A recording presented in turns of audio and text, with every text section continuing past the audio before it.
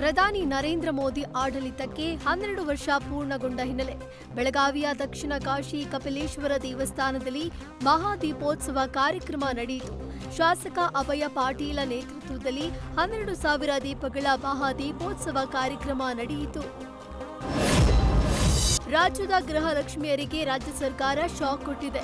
17 ಜಿಲ್ಲೆಗಳಲ್ಲಿ 1.1 ಲಕ್ಷ ಅನರ್ಹರನ್ನ ಪಟ್ಟಿಯಿಂದ ಕೈಬಿಡಲಾಗಿದೆ. ಯೋಜನೆ ಜಾರಿಗೆ ಬಂದ ಹೊಸ ದರದಲ್ಲಿ ಕೇವಲ ಅರ್ಜಿ ಸಲ್ಲಿಸಿದರೆ ಸಾಕು, ಪ್ರತಿಯೊಬ್ಬ ಮನೆ ಒಡತಿಗೂ ಹಣ ಖಾತೆಗೆ ಜಮೆ ಆಗತ್ತೆ ಅಂತ ಹೇಳಲಾಗಿತ್ತು. ಆದ್ರೀಗ ಸರ್ಕಾರವು ಜಾರಿಗೊಳಿಸಿರುವ ಕಠಿಣ ತಪಾಸಣಾ ಪ್ರಕ್ರಿಯೆಗಳೇ ಭಾರೀ ಸಂಖ್ಯೆಯ ಮಹಿಳೆಯರು ಯೋಜನೆಯಿಂದ ಹೊರಬೀಳಲು ಮುಖ್ಯ ಕಾರಣವಾಗಿದೆ. ವಿಜಯಪುರದ ಚನ್ನಪಟ್ಟಣದಲ್ಲಿ ಎಸ್ಬಿಐ ಬ್ಯಾಂಕ್ ದರೋಡೆ ಪ್ರಕರಣಕ್ಕೆ ಸಂಬಂಧಿಸಿದಂತೆ ತಮ್ಮ ಬಂಗಾರದ ಮೊತ್ತವನ್ನು ವಾಪಸ್ ಕೊಡುವಂತೆ ಗ್ರಾಹಕರು ಪ್ರತಿಭಟನೆ ಮಾಡಿದ್ದಾರೆ. ರಾತ್ರಿಯಿಡೀ ಎಸ್ಬಿಐ ಬ್ಯಾಂಕ್ಗೆ ಬೀಗ ಹಾಕಿ ತಮ್ಮ ಹಣವನ್ನು ಹಿಂತಿರುಗಿಸುವಂತೆ ಪಟ್ಟು ಹಿಡಿದರು. ಸೆಪ್ಟೆಂಬರ್ 16, 2025ರಲ್ಲಿ ಎಸ್ಬಿಐ ಬ್ಯಾಂಕ್ನಲ್ಲಿ ದರೋಡೆ ನಡೆದಿತ್ತು. ಇದೇ ತಿಂಗಳ 6ರಂದು ಹಣ ಪಾವತಿಸುವುದಾಗಿ ಬ್ಯಾಂಕ್ ಅಧಿಕಾರಿಗಳು ಹೇಳಿದ್ರು. ಆದರೆ ಇದುವರೆಗೂ ಹಣವನ್ನ ಹಿಂತಿರುಗಿಸದ ಹಿನ್ನೆಲೆ ನಿನ್ನೆ ಗ್ರಾಹಕರು ಅಹೋರಾತ್ರಿ ಧರಣಿ ಮಾಡಿದ್ದಾರೆ. ಆದಿತ್ಯರಾಜ್ ಕ್ಯಾಪಿಟಲ್ ವಂಚನೆ ಆರೋಪ ಕೇಸ್ಗೆ ಸಂಬಂಧಪಟ್ಟಂತೆ ಪ್ರಮುಖ ಆರೋಪಿ ಸಿಐಡಿ ಬೆಳಗಾವಿ ಪೊಲೀಸರಿಗೆ ಚಳ್ಳೆಹಣ್ಣು ತಿನ್ನಿಸುತ್ತಿದ್ದಾನೆ. ಕೇಸ್ ದಾಖಲಾಗಿ 1 ವಾರವಾದರೂ ಮಾಲೀಕ ಬಾಲರಾಜ್ ಮನೆ ಅರೆಸ್ಟ್ ಆಗಿಲ್ಲ. ಸದ್ಯ ಸಿಐಡಿ ತನಿಖೆ ಚುರುಕುಗೊಳಿಸಿದ್ದು ಬೆಂಗಳೂರಿಗೆ 3 ವಿಶೇಷ ತಂಡ ಬಂದಿಳಿದಿದೆ. ಕೊಪ್ಪಳ ಜಿಲ್ಲೆಯಲ್ಲಿ ಆಘಾತಕಾರಿ ಘಟನೆಯೊಂದು ಬೆಳಕಿಗೆ ಬಂದಿದೆ. ಅಪ್ರಾಪ್ತ ಬಾಲಕನಿಗೆ ಸಿಗರೆಟ್ ಸೇದುವುದನ್ನು ಕಲಿಸಿದ ಕಳ್ಳರು ಅದನ್ನ ವಿಡಿಯೋ ಮಾಡಿ ಬ್ಲಾಕ್ ಮೇಲ್ ಮಾಡಿದ್ದಾರೆ. ವಿಡಿಯೋವನ್ನ ನಿಮ್ಮ ತಂದೆಗೆ ತೋರಿಸ್ತೀವಿ ಅಂತ ಅಪ್ರಾಪ್ತ ಬಾಲಕನಿಗೆ ಬೆದರಿಕೆ ಹಾಕಿದ್ದಾರೆ.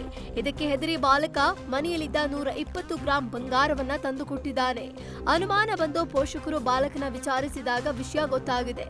ಸದ್ಯ ಕುಷ್ಟಗಿ ಪಟ್ಟಣದ ನಿವಾಸಿಗಳಾದ ನವೀನ್ ಮತ್ತು ಬಸವರಾಜ್ ಪೊಲೀಸರು ಅರೆಸ್ಟ್ ಮಾಡಿದ್ದು 120 ಗ್ರಾಂ ಬಂಗಾರವನ್ನ ವಶಕ್ಕೆ ಪಡೆದಿದ್ದಾರೆ.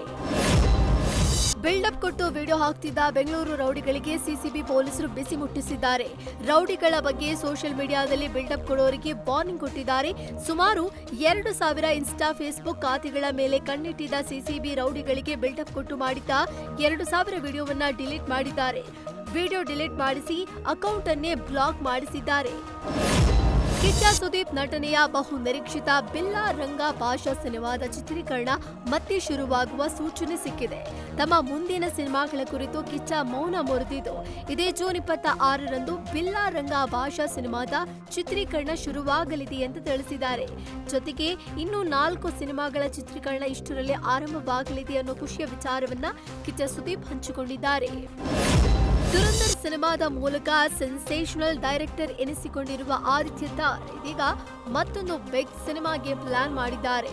ಮೂಲಗಳ ಪ್ರಕಾರ ಪ್ರಭಾಸ್ಗೆ ಆಕ್ಷನ್ ಕಟ್ ಹೇಳಲು ಆದಿತ್ಯ ತಾರ್ ಮುಂದಾಗಿದ್ದಾರೆ. ಈಗಾಗಲೇ ಸಿನಿಮಾದ 1 ಲೈನ್ ಸ್ಟೋರಿ ಕೇಳಿರುವ ಪ್ರಭಾಸ್ ಸ್ಟೋರಿ ಇಷ್ಟಪಟ್ಟಿದ್ದಾರಂತೆ. ಇಷ್ಟರಲ್ಲೇ ಸಿನಿಮಾ ಟೇಕ್ ಆಫ್ ಆಗಲಿದೆ ಎನ್ನಲಾಗ್ತಿದೆ. ಕನ್ನಡದ ಪ್ರತಿಭಾನ್ವಿತ ನಟಿ ಶರ್ಮಿಳಾ ಮಾಂಡ್ರೆ ಮದುವೆ ಫಿಕ್ಸ್ ಆಗಿದ್ದು, ಇಷ್ಟರಲ್ಲಿ ಸಿಹಿ ಹಂಚಿಕೊಳ್ಳಲಿದ್ದಾರೆ ಅನ್ನೋ ಸುದ್ದಿ ಹರಿದಾಡ್ತಿದೆ. ಆಪ್ತ ಮೂಲಗಳ ಪ್ರಕಾರ ಶರ್ಮಿಳಾ ಮದುವೆ ಫಿಕ್ಸ್ ಆಗಿರೋದು ನಿಜವಾಗಿದ್ದು, ತಮಿಳಿನ ಖ್ಯಾತ ನಿರ್ಮಾಪಕನ ಕೈ ಹಿಡಿಯಲಿದ್ದಾರೆ. ಇಷ್ಟರಲ್ಲೇ ಮದುವೆ ಸಮಾರಂಭ ನಡೆಯಲಿದ್ದು, ಇಬ್ಬರು ಕುಟುಂಬಸ್ಥರು ಆಪ್ತರಷ್ಟೇ ಮದುವೆಯಲ್ಲಿ ಇರಲಿದ್ದಾರಂತೆ.